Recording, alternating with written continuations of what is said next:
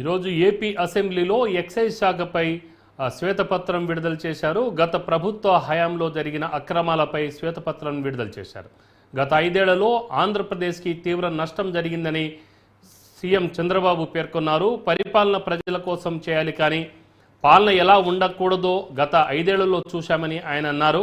కొంతమంది అవసరాల కోసం చాలా తప్పులు చేశారని చంద్రబాబు గత ప్రభుత్వాన్ని ఉద్దేశించి మాట్లాడారు.